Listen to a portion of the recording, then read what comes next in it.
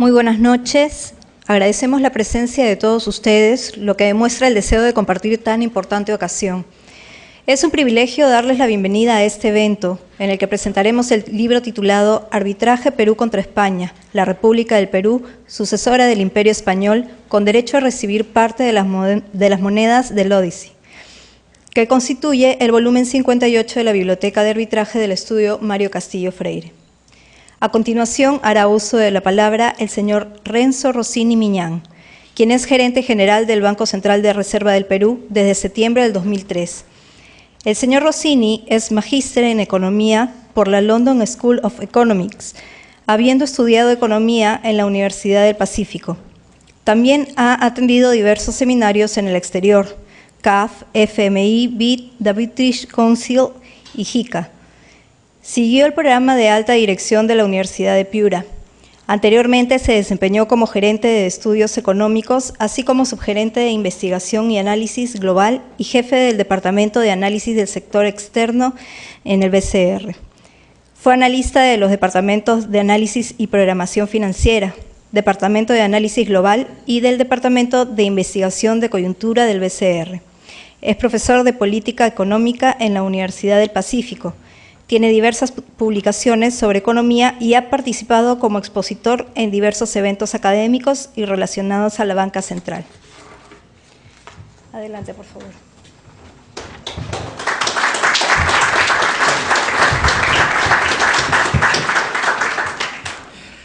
Buenas noches, doctor José Antonio Arechea, doctor Mario Castillo, estimado doctor Manuel Villa García.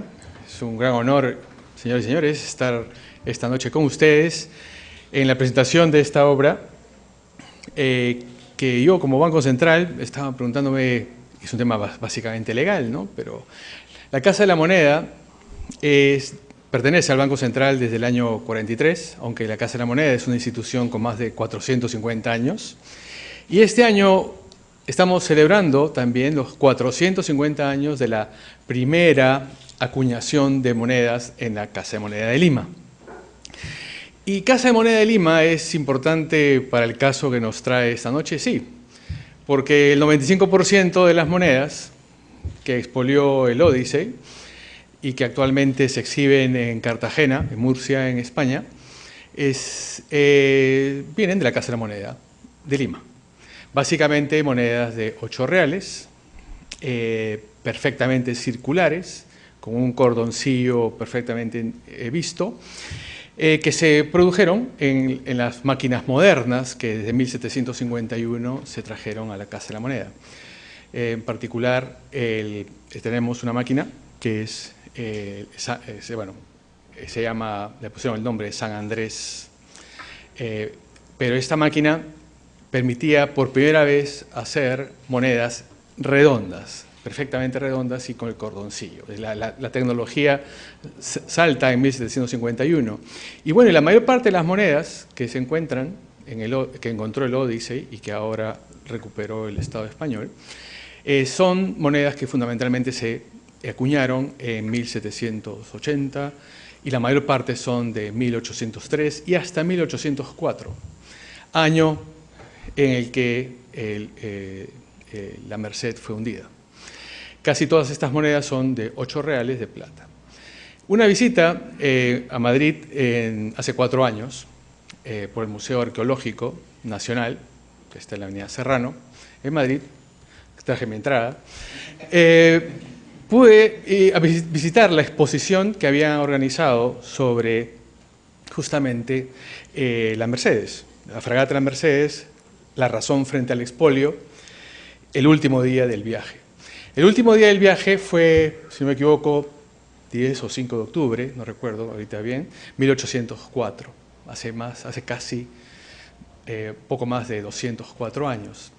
Esta embarcación venía llena de plata y oro, parte del rey, parte de privados, pero también llevaba otras cosas importantes como cascarilla, es cascarilla la quinina, súper demandada la quinina porque permitía bajar la fiebre y otras enfermedades que estaban polulando en el sur de España, sobre todo la fiebre amarilla.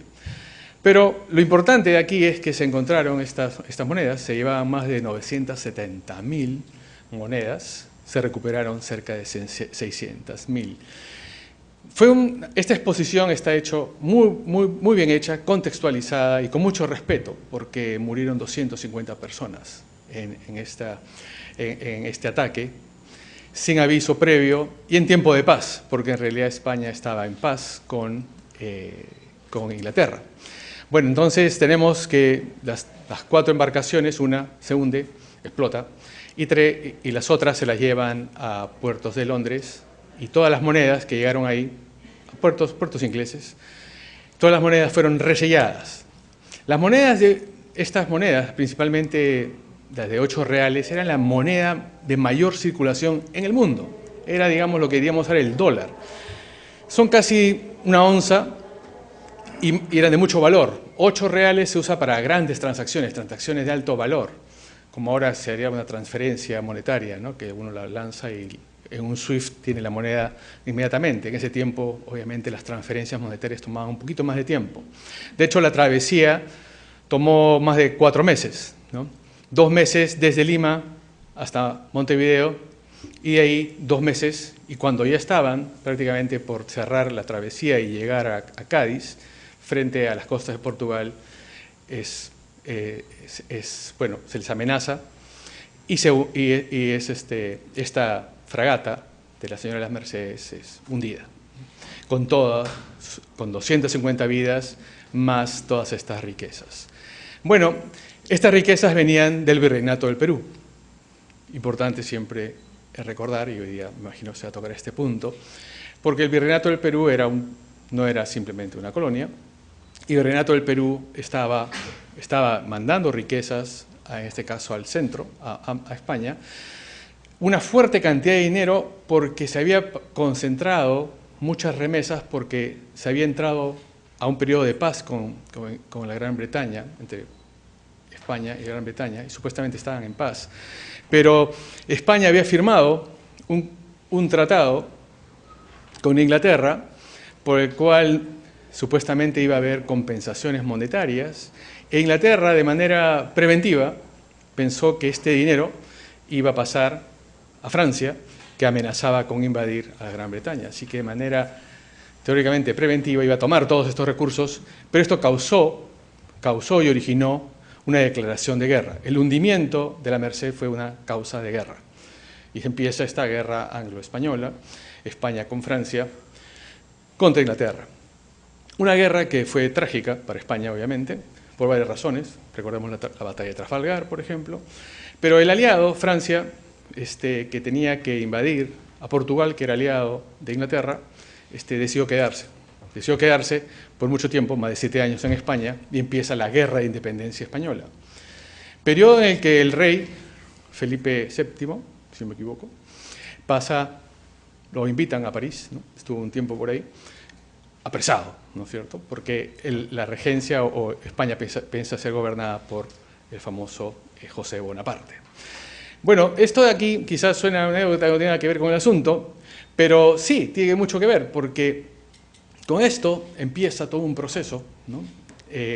No solamente España sufre mucho, digamos, hasta el siglo XIX, por todo este evento, y además viene la independencia de España, pero también vino la independencia de todos sus territorios en América.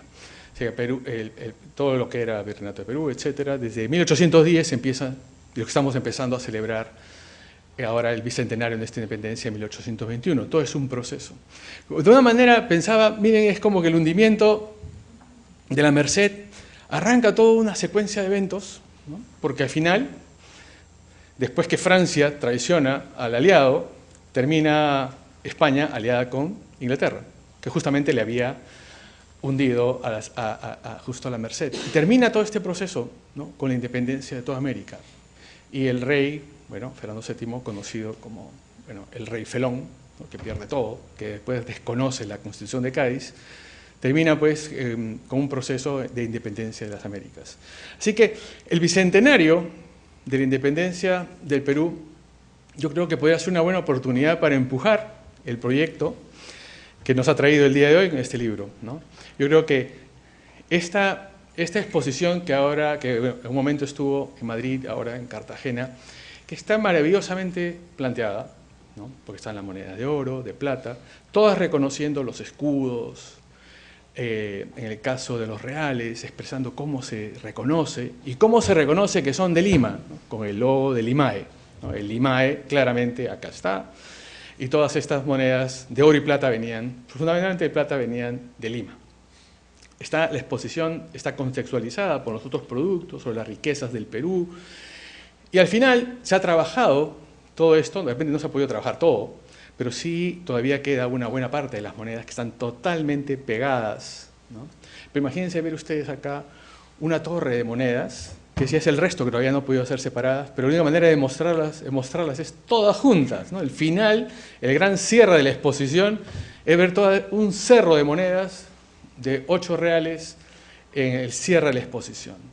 Claro, el gran planteamiento es que, quizás no todo, después de todo este trabajo que tuvo que hacer España, ¿no? Retirar pues 70 toneladas que fueron transportadas en un avión Hércules, y todas han sido trabajadas, después que simplemente Odyssey había extraído simplemente las monedas, sin avisar de dónde eran, pero felizmente, bueno, se reconocen el tema en principio, de que esto era una embarcación militar y por lo tanto le correspondía en este caso al Reino de España.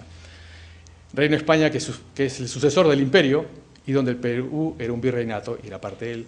Por lo tanto, el tema del libro fundamental es, bueno, una parte quizás pudiera ser exhibida en el Perú y, ¿por qué no?, en el Bicentenario de la Independencia, que es donde justamente cierra todo este proceso. Así que nada más quiero felicitar a nuestro amigo Manuel por este gran aporte. Creo que, si bien estamos contentos por el nacimiento de la obra, pero en realidad es el inicio, en cierta manera, ¿no? Es un gran aporte para empezar a trabajar, para lograr un consenso con el sector público, Ministerio de Cultura, Relaciones Exteriores, y para que el Bicentenario tenga entre sus celebraciones, que no está marcada en el Diario El Peruano hoy día, porque hoy día el Diario El Peruano marca lo que va a incluir las celebraciones del Bicentenario, pero creo que se podría hacer una modificación para agregar, ¿no?, la gran exhibición de parte del Tesoro de la fragata del Virgen de las Mercedes en Lima. Ojalá se pueda. Muchas gracias.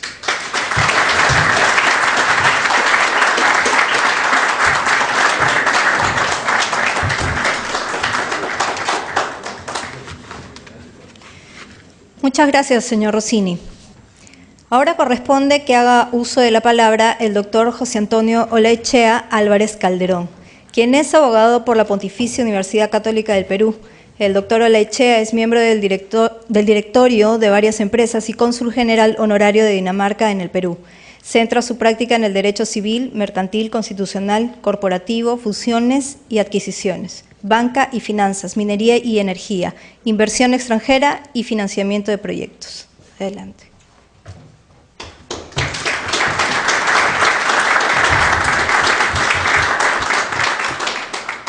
Muchas gracias. Buenas noches a todos. Señor Rossini, muy buenas noches.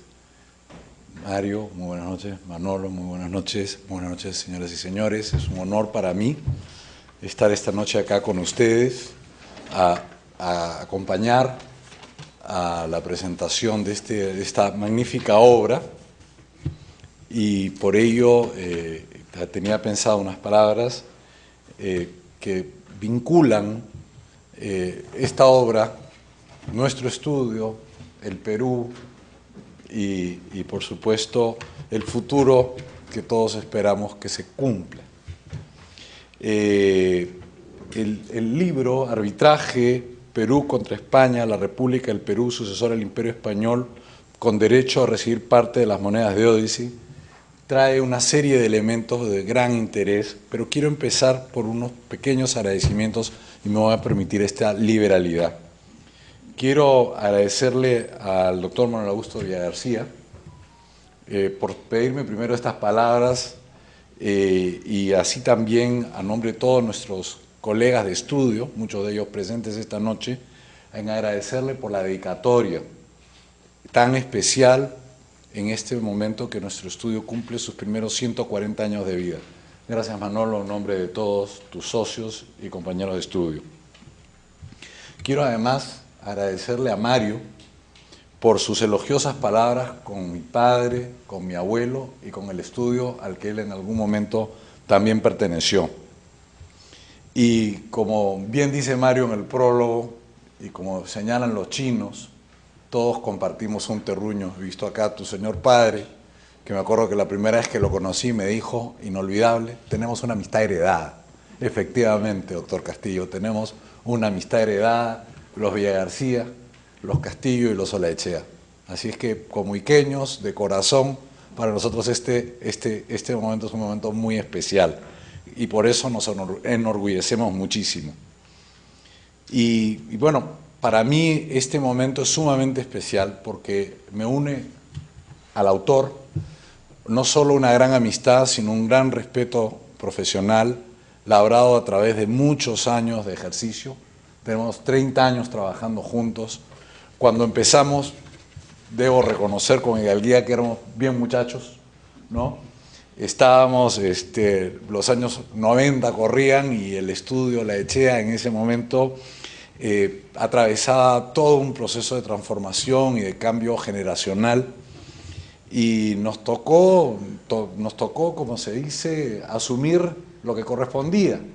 Y así Manolo asumió el liderazgo del área procesal, produciendo un cambio en el dinamismo y en el entusiasmo con el que empezó a dirigir esta área, asumiendo los nuevos procesos, los antiguos, los arbitrajes que por aquel entonces se iniciaban y que eran algo esotérico. En los años 90 uno le planteaba un arbitraje y decían, ¿cómo? ¿De qué se trata? Explícame bien. Así es que en honor a todos esos tiempos quería hacer estas palabras de respeto y de agradecimiento a Manolo por haber puesto esas lindísimas palabras en la introducción del libro. Hoy día encontramos que los estudios de abogados son muy especializados, los abogados son de unos niveles de especialización casi anglosajón, lo que no era el caso tampoco en los años 90. Uno tenía que tomar el asunto que se le pusiera enfrente, estudiarlo, analizarlo y luego, como se dice, abogar en el sentido más puro de la palabra y velar por el interés del cliente, decirle la ley y hacerla valer. Mi recuerdo de Manuel cuando entra al estudio con el área procesal era, además, que si había un tema de hotelería había que tomarlo, si había un tema de fusión y adquisiciones había que tomarlo y había un análisis y un trabajo a profundidad como abogado. Este entusiasmo por la investigación y por el conocimiento de Manuel lo llevó también a otros campos y eso me va a llevar un poco al libro, pero siempre Manuel era un gran aficionado a la fotografía, al trekking, y eso lo llevó a hacer una linda colección de fotografías de las ruinas pre-incas e incas del Perú, algunas de ellas colgadas en su oficina, pero siempre con un estudio profundo, erudito. Inclusive mi primer trekking y visitas a ruinas fue promovido por Manuel, así que siempre él era un gran difusor de la cultura y de sus múltiples intereses. ¿Ajá? Culpable. Totalmente. Otra de las pasiones del doctor Villagarcía y públicas, y hoy día hacemos parte de ellas, no solo ha sido el derecho, no solo es el Perú, sino es la numismática. Un interés que además ha sido incentivado y cultivado en el estudio. Hay hoy día una serie de numismáticos amateur que seguimos puntualmente las nuevas emisiones del Banco Central, ¿no?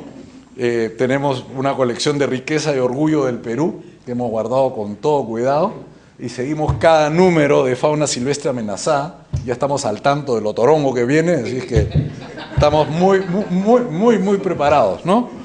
Entonces, inclusive debo declarar que en uno de los ejercicios culturales que hemos hecho en el estudio a través del tiempo, decidimos ir y acudir a diversas entidades con las que el estudio tenía alguna relación. Y eso nos llevó ni más ni menos que a la Casa de la Moneda. Punto de partida del libro que hoy día vamos a ver. efectivamente en la Casa de la Moneda se acuña gran parte del pecio, ¿no?, del tesoro que Nuestra Señora de las Mercedes parte llevando un día del puerto del Callao, como ya se ha bien explicado, y luego continúa a Montevideo, donde otras 3 fragatas la acompañan y sigue rumbo hacia España. Estamos en el año 1804, creo que el señor Rossini ha hecho un relato, la verdad que fascinante, de su visita al museo y un recuento de la parte histórica que ha sido de muchísimo interés para todos nosotros que estamos acá. Y yo pienso que ni el mismísimo rey Carlos IV de España, cuya imagen aparece acuñada en esas monedas, ni los ensayadores que hicieron las mismas, se imaginan todo el trabajo y toda la noticia que hoy día nos dan.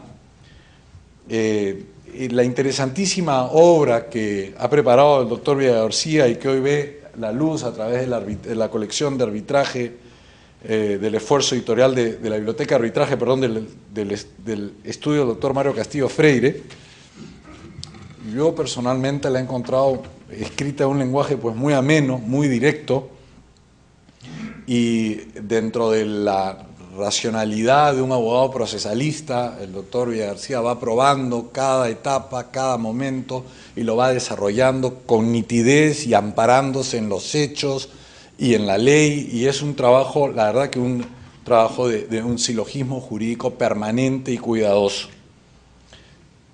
Como abogado y además como aficionado también a la historia, encontré la lectura pues muy agradable. Manuel se traslada en el ámbito de la obra nuevamente con esa profundidad y ese interés que le he conocido toda la vida como abogado. Así es que empieza viendo un problema jurídico, entra y hace un análisis, la verdad que muy educativo, sobre el real y sobre el escudo. Yo no conocía que había tanto detalle en una moneda, ni tanta información que me puede llevar a saber exactamente cuál fue la ceca que la produjo, y tener además que la moneda resulta un espejo perfecto de su tiempo. Recordaba hace un momento la visita al Banco Central y a la Casa de la Moneda de Lima, y recuerdo que uno de nuestros abogados jóvenes de pronto vio una caja con un montón de billetes y un billete un sol al lado. Y preguntó, ¿y eso qué es? Nada, esos son los quintis millón, un sol. Entonces, la moneda refleja los acontecimientos y la historia de lo que va ocurriendo. Entonces, decía yo, Manuel en este libro se traslada cómodamente desde lo jurídico a lo numismático, a lo histórico. Vamos a evaluar o comentar algunos puntos sobre la parte histórica más adelante, y evidentemente al arbitral, para concluir buscándole una solución al tema y buscando un camino de entendimiento para que el Perú recupere una parte de aquello a lo que bien creemos que tiene derecho. Digo bien creemos porque estoy convencido de la tesis que esgrime Manuel. La obra está dividida en 3 grandes capítulos que no pretendo reseñar ni resumir, sino esbozarlos tan solo como una forma de ir a la materia final que es la propuesta que él hace. El primer capítulo es la parte fáctica, es el hallazgo de Nuestra Señora de las Mercedes, además la discusión que se produce, que no era la Señora de las Mercedes, que era el Cisne Negro, me parece, un barco pirata, ¿no? Y el tesoro que encuentra, así como las posiciones que van asumiendo cada una de las partes. Inicialmente Odyssey piensa pues que hizo el gran negocio, encontró el tesoro, se acerca a un juez americano y le dice, haga lo mío, y el problema se va haciendo más y más complejo. Aparece el Reino de España, aparece la República del Perú. Sorprendentemente, los Estados Unidos asumen una posición alturista, dicen, por los marinos muertos en los buques de guerra. Yo me imagino que también tiene que haber atrás de esto una posición estratégica el día de hoy con tanta tecnología que tienen las embarcaciones de guerra. Incluso hay un tema que está esbozado en el libro, pero que es un tema que va a quedar siempre un poco abierto, aunque conversando con Manuel me decía que ya está bastante zanjado, es parte del tesoro privado tiene herederos. O sea, hay todo un tema sucesorio dentro de este contexto, ¿no? Entonces, los jueces americanos concluyen en entregarle la posesión a España, y de ahí donde el señor Rossini ha podido ver esta exposición tan bonita, pero sin embargo no definen el tema de la propiedad, que es un tema que queda flotando y que hasta el día de hoy, por increíble que parezca, a pesar de los años transcurridos, nada se ha hecho ni nada se ha dicho. En el segundo capítulo, el autor se preocupa más en hacer un análisis de lo que es el patrimonio cultural, de lo que viene a ser un tesoro encontrado en el fondo del mar, y viene a un punto sumamente importante, y es un tema de mucha actualidad, y el señor Rossini también lo ha tocado: ¿el Perú virreinato o el Perú colonia? Algo que parece ser algo absolutamente semántico, resulta de importancia meridiana en nuestra propia identidad como país, como reconocernos quiénes somos. Y al decir como país, es que el virreinato del Perú se veía a sí mismo como una entidad, si bien autónoma, parte de un imperio. Pero cuando vemos, por ejemplo, y lo conversaba con el doctor Villagarcía antes de esta reunión, ¿cómo negar que éramos parte de un imperio cuando el mismo San Martín va a pelear por España frente a los franceses y combate en la batalla de Bailén, que fue la única batalla en que los españoles le vencen a las fuerzas napoleónicas en la península ibérica? Entonces, el concepto colonial está dentro de una narrativa extraña al Perú, que busca asemejarnos con una colonia explotadora en el África, y quiere negar esa naturaleza mestiza, esa naturaleza tan compleja que viene a ser la peruanidad misma. Y todo esto atrás de unas monedas. Por eso encuentro tan fascinante la obra, porque induce al lector a una serie de reflexiones sobre el entorno de lo que hay a través de la valoración jurídica de la propiedad de estas monedas. Inclusive en el debate en el foro norteamericano, hay toda una discusión sobre quién efectivamente, pero cuándo efectivamente se independizó el Perú. Si se independizó, si ya era independiente cuando el hundimiento de Nuestra Señora de las Mercedes. El Perú contesta que es independiente desde 1821 y que se confirma en 1824 con la batalla de Ayacucho. Pero nuevamente, atrás de todo este debate de las monedas tenemos el absolutismo contra las ideas ilustradas y el liberalismo del siglo XIX, y la misma presencia de Inglaterra, tan activa en nuestra independencia, de la que sabemos tan poco, pero con quien fue nuestra primera deuda externa. Me parece que son elementos que traen a colación toda esta investigación que ha hecho Manuel para poder determinar la realidad de este asunto. La ocupación napoleónica de España es un hecho innegable que modifica el continente, modifica Europa, pero también nos impacta profundamente en el Perú, y es quizás el elemento que gatilla nuestra independencia. Nuevamente todo esto siguiendo el destino de los reales y los escudos de Nuestra Señora de las Mercedes. Quiero terminar estas palabras nuevamente felicitando a mi colega Manuel Villagarcía Noriega por esta informada, erudita e interesante obra de tan agradable lectura, en la que, como queda dicho, el autor se pasea, o se desplaza, mejor dicho, en forma interdisciplinaria, para con justeza reclamar que al Perú le corresponde sobre el tesoro de la fragata Nuestra Señora de las Mercedes, hundida en 1804 por la flota inglesa en lo que hoy son aguas internacionales del Portugal, frente al Portugal, perdón, una parte de ese tesoro. Entonces, quiero nuevamente agradecerle por la oportunidad de haber leído prontamente este libro y estar esta tarde acá con todos ustedes. Muchas gracias.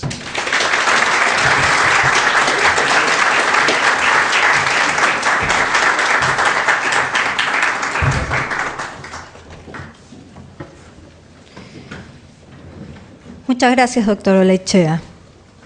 A continuación escucharemos las palabras del director de la Biblioteca de Arbitraje, el profesor Mario Castillo Freire, quien es doctor en Derecho, abogado en ejercicio, socio del estudio que lleva su nombre, árbitro en numerosos procesos arbitrales en diversas instituciones, profesor principal en la Pontificia Universidad Católica del Perú, decano de la Facultad de Derecho de la Universidad Católica San Pablo de Arequipa, miembro de número de la Academia Peruana de Derecho y director de las colecciones Biblioteca de Arbitraje y Biblioteca de Derecho de su estudio. Un aplauso, por favor.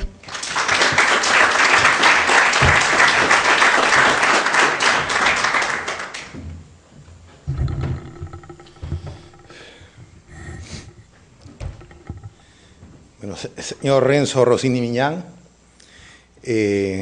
doctor José Antonio Olaechea Álvarez Calderón, doctor Manuel Villagarcía Noriega, estimados colegas y amigos, hace 4 meses el doctor Manuel Villagarcía Noriega me envió el proyecto de libro que hoy felizmente ya es una realidad, titulado Arbitraje Perú contra España, la República del Perú, sucesora del Imperio Español, con derecho a recibir parte de las monedas del Ódice. El proyecto editorial me entusiasmó desde el primer día por al menos 4 razones. La primera, por tratarse de una obra escrita por Manuel Villagarcía, a quien conozco desde nuestros años de alumnos en la Pontificia Universidad Católica del Perú. Si bien no estudiamos juntos, pues él es de una promoción 2 años más antigua que la mía, siempre mantuvimos una relación de mucha cordialidad.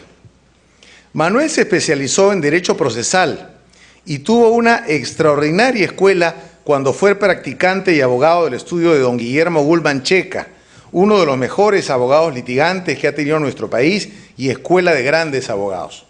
Además, conozco a Manuel porque he sido árbitro en diversos procesos arbitrales en los que él se ha desempeñado como abogado defensor.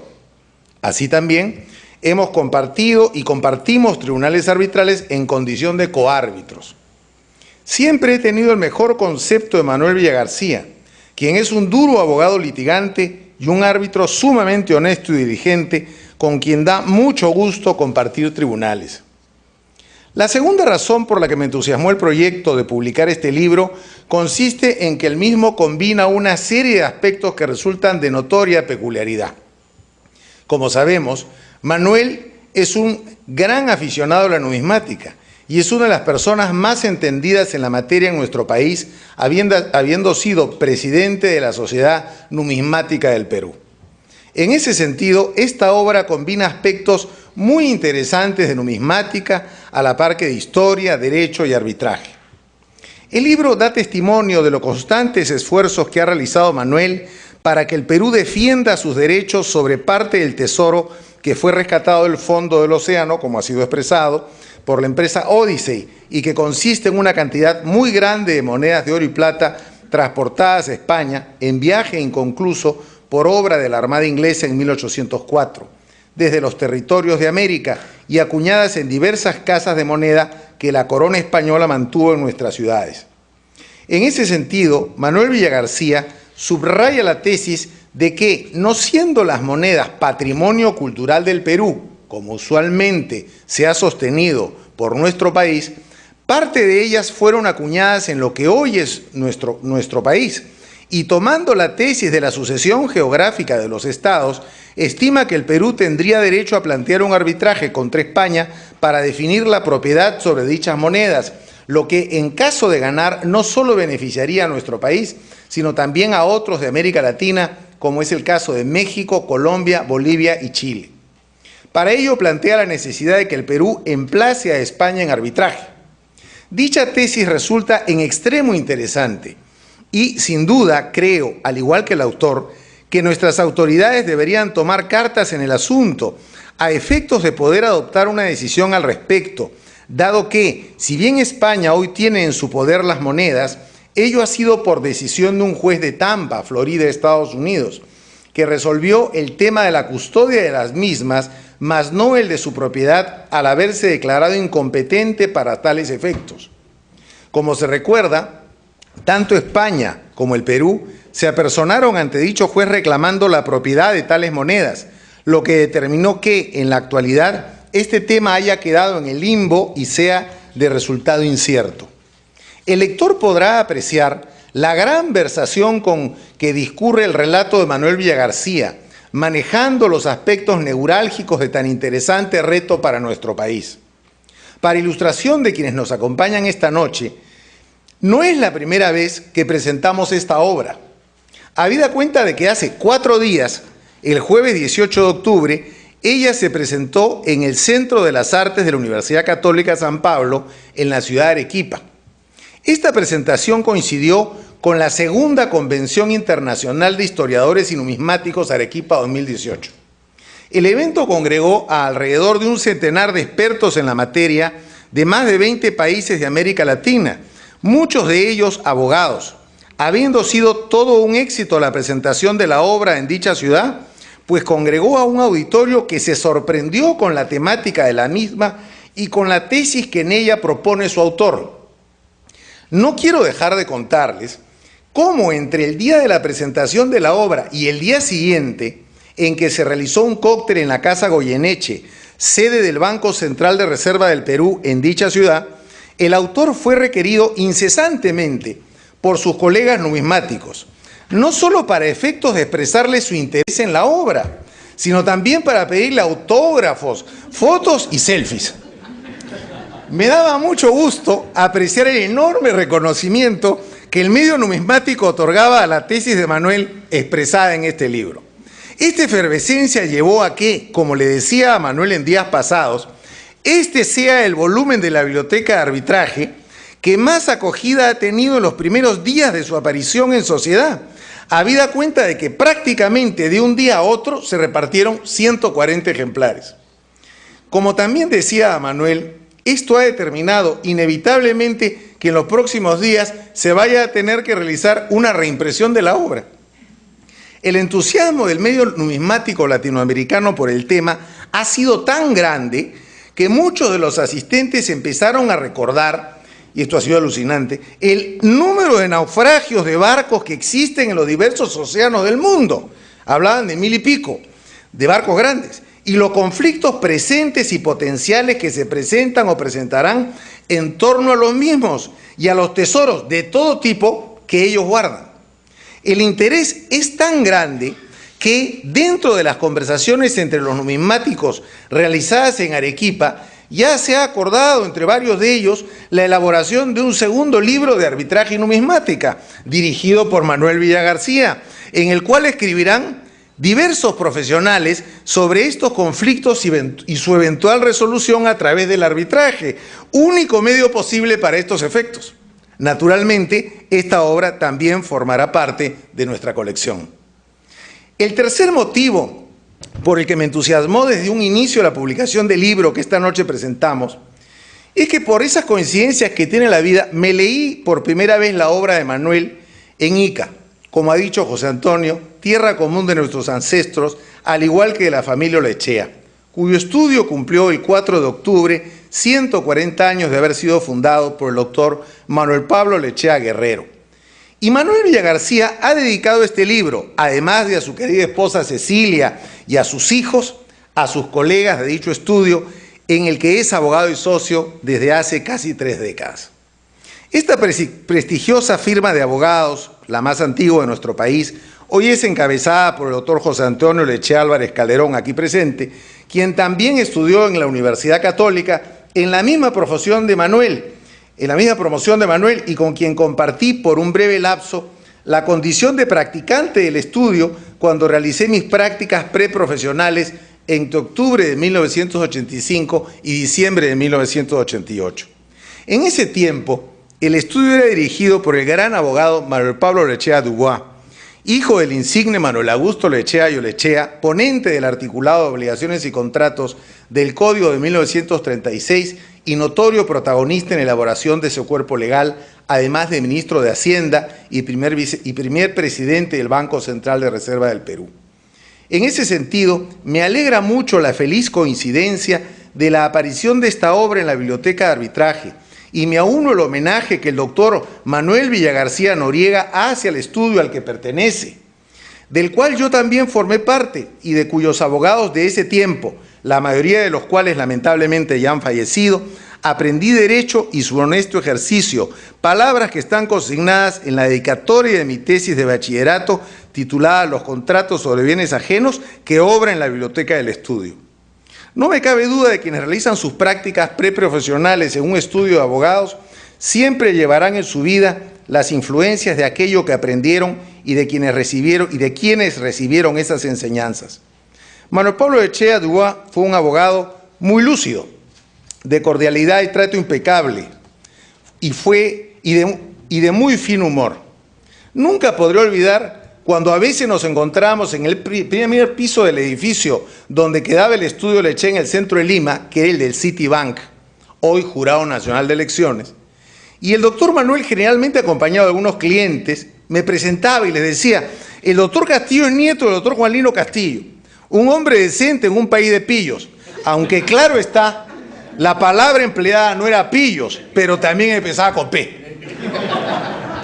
Siempre fue un privilegio cumplir los encargos que él nos daba, pues sabíamos que estábamos trabajando para uno de los abogados más ilustres que habían nacido en este país. Recuerdo mucho el año 87, cuando en el estudio todos colaboramos con el doctor Manuel en la defensa del Banco de Lima, del que era presidente del directorio, ante el intento y la prepotencia del gobierno de entonces para estatizar el sistema bancario, financiero y de seguros. En aquella ocasión, el doctor Manuel Olechea elaboró un informe legal extraordinario y que se puede sintetizar en la frase de Eduardo García de Enterría, que da título a su libro, citado en ese informe, La lucha contra las inmunidades del poder. Su actuación fue fundamental para impedir el atropello que se quería consumar en el Perú contra la actividad privada. Por otra parte, el doctor Manuel no dejaba escapar las ocasiones para hacer alguna broma con picardía. En una oportunidad en octubre me quedé hasta tarde cumpliendo algún encargo suyo y él estaba en su oficina esperando el paso de la procesión del Señor de los Milagros junto a su señora Ana María. Yo me fui a entregarle el trabajo y a despedirme porque era tarde. El doctor tuvo la gentileza de invitarme a que me quede a ver la procesión. No me quedé, junto a la secretaria que me había ayudado a terminar el informe que me encargó, una chica preciosa, por cierto. Aprovechó un momento en que ella salió de la oficina y me dijo, textual: doctor Castillo, ¿y qué espera que no se casa con ella?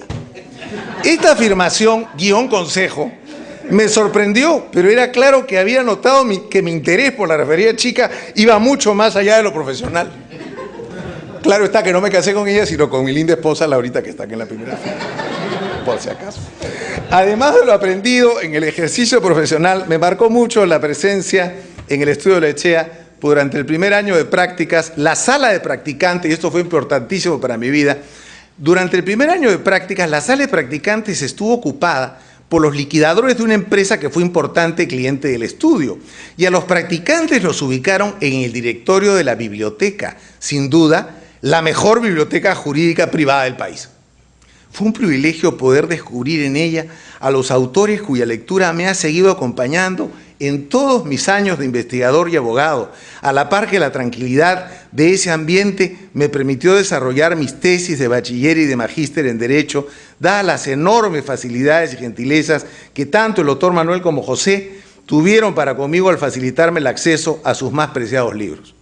Y así podría contar muchas anécdotas más de los 3 años en que formé parte del estudio Lechea como practicante.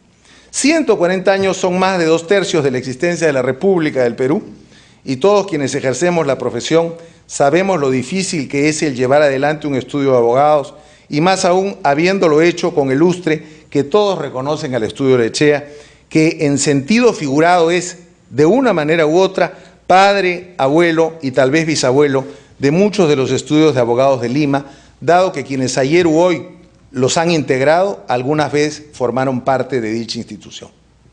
Finalmente, en cuarto lugar, me entusiasma mucho la aparición de esta obra de Manuel dentro de la Biblioteca de Arbitraje, pues en ella se explora una materia no tratada en los libros precedentes de la colección y que nos recuerda una vez más la casi infinita aplicación del arbitraje para resolver conflictos entre personas, empresas y, como ocurriría dentro de la tesis de este libro y ocurre en muchos casos, entre estados.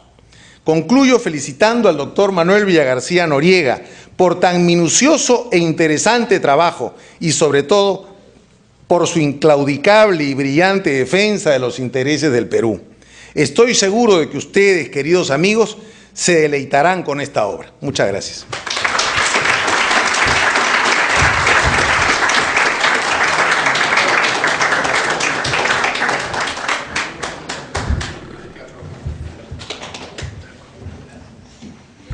Muchas gracias, doctor Castillo Freire. Finalmente cedemos el uso de la palabra al autor de la obra, el doctor Manuel Villagarcía Noriega, quien es abogado por la Pontificia Universidad Católica del Perú. El doctor Villagarcía es socio del estudio La Ichea, donde ingresó en 1991, desempeñándose en el área de litigios comerciales y arbitraje, derecho civil y mercantil. Además, actúa como árbitro en diferentes centros de arbitraje. El pasatiempo del doctor Villagarcía es la numismática, habiendo llegado a ser presidente de la Sociedad Numismática del Perú y publicado varios artículos sobre la materia. Por favor, un fuerte aplauso.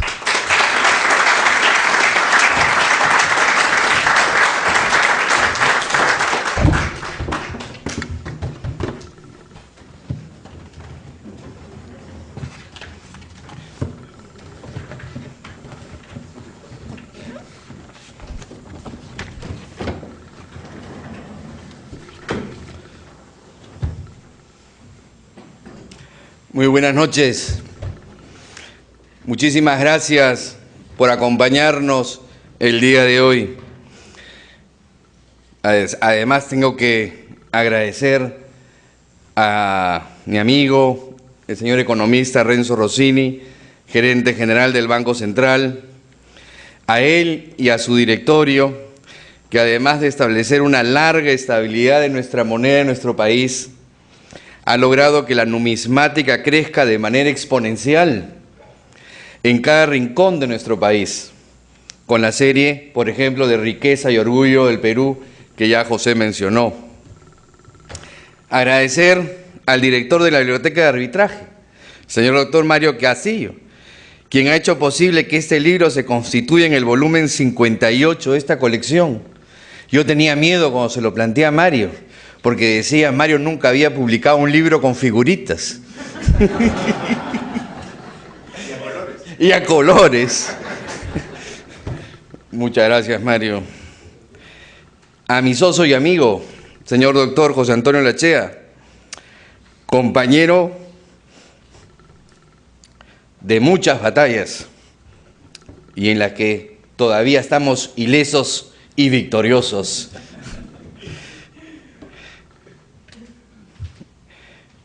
A mi querida Cecilia,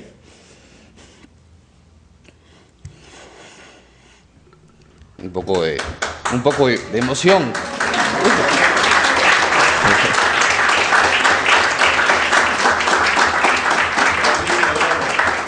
Y a mis queridos amigos, señor economista Ignacio Velázquez. Gracias.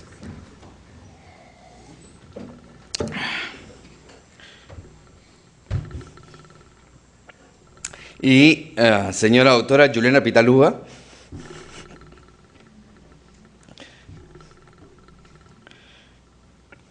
con quienes redactamos el segundo capítulo de este libro.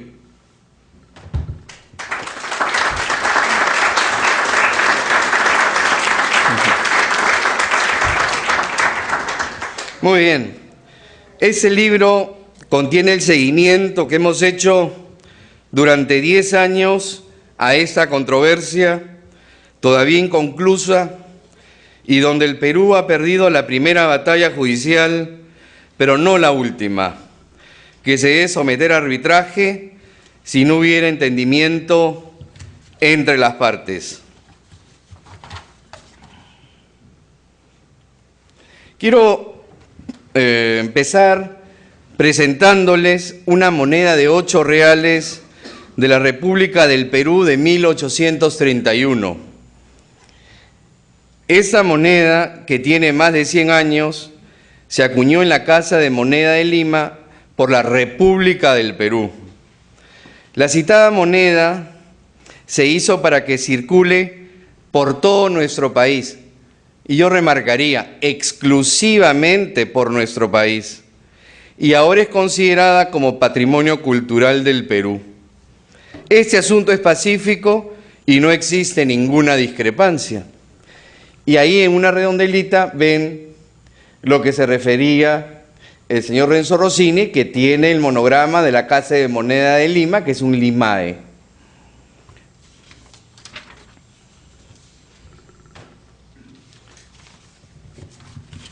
Ahora quiero presentarles otra moneda de 8 reales, pero esta vez del Imperio Español de 1803. En el anverso de esta moneda pueden apreciar la figura del rey Carlos IV y en el reverso el escudo de España. Esa moneda fue acuñada en la Real Ceca de Lima por mandato del rey y para que circule por todo el imperio, no solamente en el virreinato del Perú, por todo el imperio. Y es más, esta moneda circuló por todo el mundo, ya que en aquella época se les conoció como el Spanish Dollar. Y ahí ustedes pueden ver también en un círculo el monograma de la Casa de Moneda de Lima. Quiero decirles también que como todos los cuños venían de España, esa moneda que ven, salvo el monograma, es idéntica en toda la América hispana, desde Santiago, Potosí, Lima, Cusco, Popayán y Santa Fe, ahora Colombia, Guatemala, Guanajuato, Durango, México. Esa moneda era idéntica y solo variaba el monograma de donde se acuñó.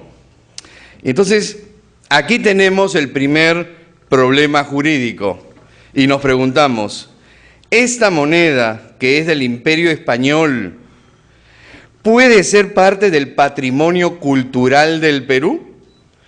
Y yo de manera enfática respondo, no puede ser. Sin embargo, nuestra ley la considera como un objeto del patrimonio cultural. En cambio, el mundo la considera una moneda española que se puede llevar de un lugar a otro, se compra libremente en el extranjero, salvo que se traiga al Perú, donde ya nunca más se podrá sacar, ya que constituirá delito de tráfico de patrimonio cultural. En esa línea conceptualmente equivocada, el Perú ha hecho la lista roja y esta está en todas las aduanas del país. Respecto a la numismática, la lista roja establece monedas y medallas de oro o plata de forma circular y a veces irregular, con inscripciones referentes a la corona española o el virreinato del Perú. Entonces, ¿en qué quedamos? ¿Es patrimonio cultural con referencia a lo peruano o es patrimonio cultural con referencia a la corona española? Como ustedes pueden apreciar, de la propia definición corona española, tiene un gran error y debe ser corregido por el Perú. Como buenos abogados tenemos que estructurar un caso. Veamos los principales hechos. Ya me dijeron, José, Renzo, Mario, que esto se remonta a 1803 a la Real Casa de Moneda de Lima y a la acuñación en serie de esas monedas. En 1804, 600.000 monedas fueron empacadas y embarcadas en la fragata de las Mercedes, el navío más grande de esa época. Luego se le unieron otras 3 fragatas y zarparon todas rumbo a España. Estando navegando en el Atlántico y a un día de Cádiz, España, fueron interceptadas por otras 4 fragatas inglesas que hundieron a la Mercedes. Las 600.000 monedas estuvieron en el fondo del océano desde 1804 hasta el 2007, es decir, por 203 años. Estamos aquí entonces ante un caso de patrimonio subacuático, un tema jurídico novedosísimo. La empresa americana Odyssey encontró estas 600.000 monedas y huyó hacia las cortes de Tampa, la Florida, Estados Unidos, donde solicitó protección judicial.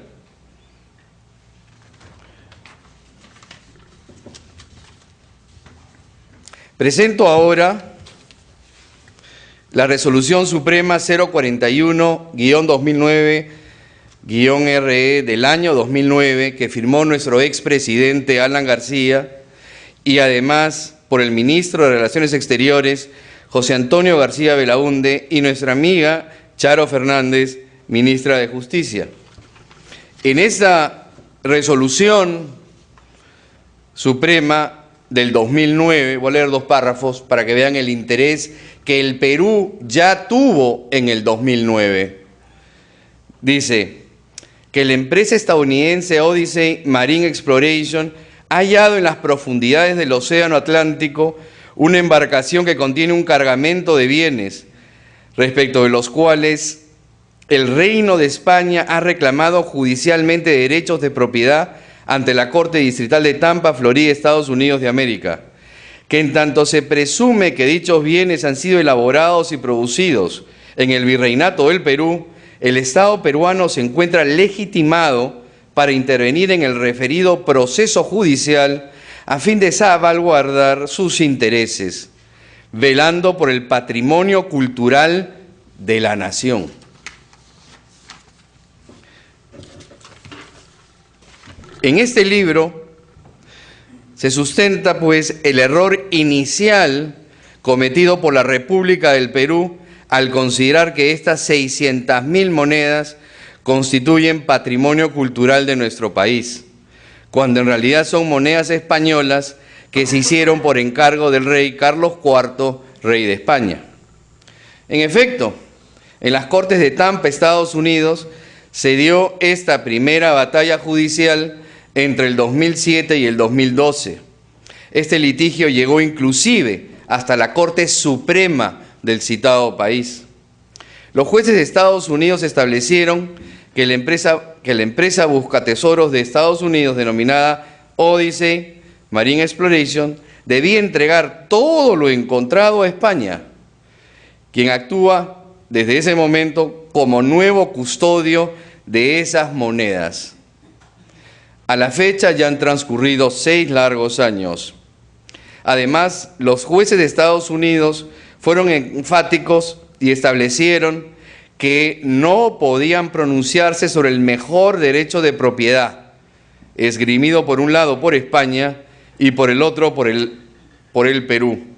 Es decir, los jueces de Estados Unidos se declararon incompetentes sobre esta materia, ya que señalaron la norma específica para este tema es la Constitución de los Mares.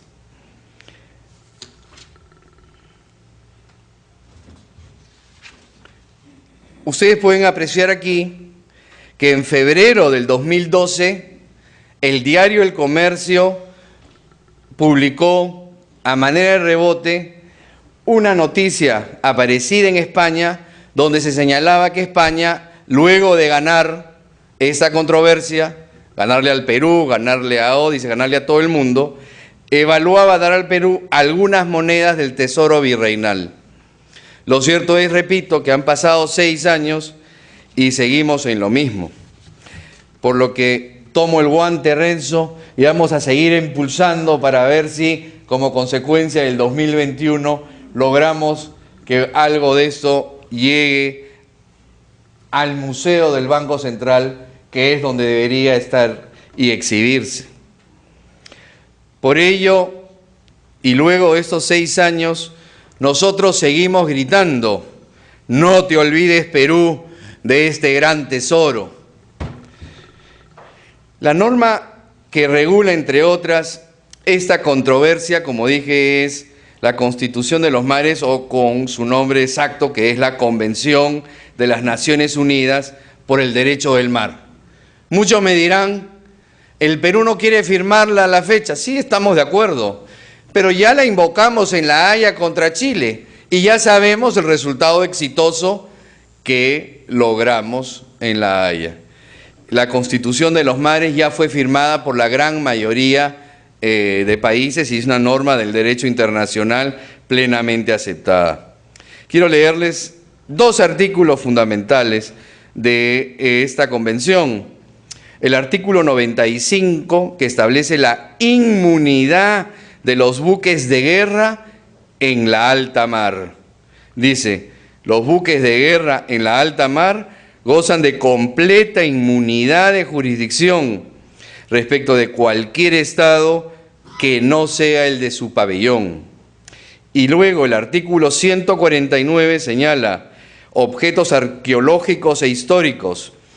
Todos los objetos de carácter arqueológico e histórico hallados en la zona serán conservados o se dispondrá de ellos en beneficio de toda la humanidad, teniendo particularmente en cuenta los derechos preferentes del Estado o país de origen, del Estado de origen cultural o del Estado de origen histórico y arqueológico.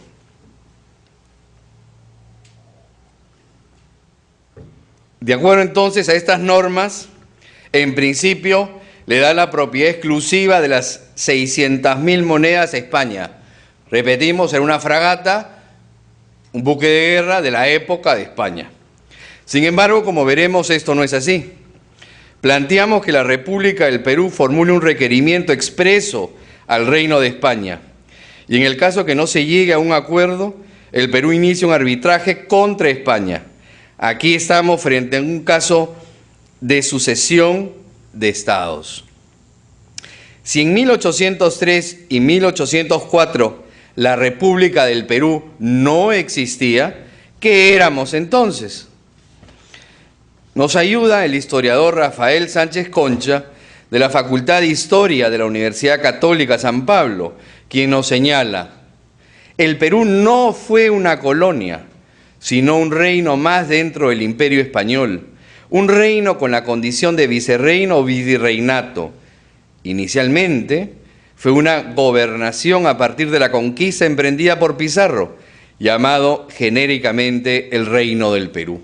En consecuencia, nosotros, el virreinato del Perú, fue parte del Imperio Español y no sometidos o sujetos a ellos como colonia. Y además hay algo muy importante, que todos estos reinos tenían cosas en común, como son, y planteo 4, el idioma, el ejército, las leyes que eran dictadas por el rey y, cómo no, sus monedas. Las monedas, como dije, hablan por sí solas y circularon por todo el Imperio Español, y repito, no solamente por todo el Imperio Español, sino por todo el mundo, llamado comúnmente el Spanish Dollar. Por ello planteamos en este libro que estamos ante un supuesto de sucesión de estados y que las monedas encontradas deben dividirse equitativamente entre España y el Perú.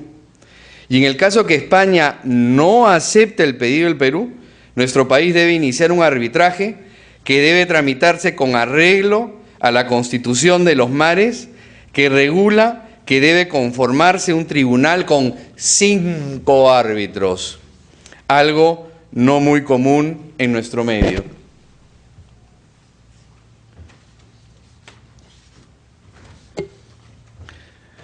Pero además, en este libro estamos planteando una tesis latinoamericana, ya esbozada en el 2016 durante la primera Convención Internacional de Historiadores y Numismáticos en Potosí, Bolivia. Mario generosamente me acompañó la semana pasada a Arequipa, donde se ha dado la segunda convención. En la primera convención esbozamos esta tesis latinoamericana y tuve el honor de que la noticia la publicaran en los medios, en los periódicos de Potosí. En efecto, de acuerdo a la versión oficial de España, Renzo me enseñó el libro que acaba de mencionar el título, rápidamente me lo compré, ya lo tengo, donde aparece la versión oficial de España que se jactan de la gran victoria judicial contra el Perú. No hay que reírse, el que ríe al último ríe mejor. Y establece, versión oficial de los españoles, que dentro de las 600.000 monedas no solo se encuentran las acuñadas en la Real Casa de Moneda de Lima, sino también acuñadas en Potosí, Santiago, Popayán, que ahora es Colombia, y México. Por ello, en esta propuesta latinoamericana, nosotros planteamos que estos 4 países y el Perú pueden iniciar esta demanda arbitral contra España. Y como bien ya se ha mencionado, en cualquier momento van a surgir nuevos hallazgos de nuevos hundimientos y es necesario que el Perú establezca una política de Estado para ver y cómo enfrentar estos casos. Desde ya existe uno segundo, que es el Galeón San José, que está ubicado en las costas de Cartagena y en donde España ya se lanzó a decir: todas estas monedas son mías. Muy bien, con esto quiero reiterar mi agradecimiento y quiero hacer un pequeño homenaje a mi estudio.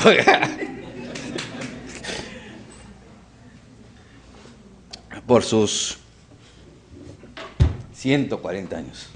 Muchas gracias.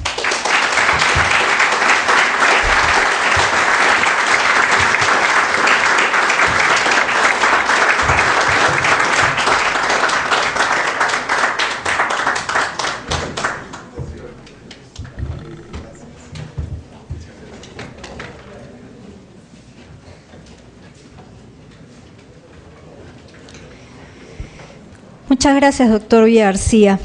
Habiendo culminado este acto académico, invitamos a todos los presentes a pasar al hall de ingreso para el brindis de honor que ofrecen el doctor Manuel Villagarcía, el Estudio La Echea y la Viña Atacama.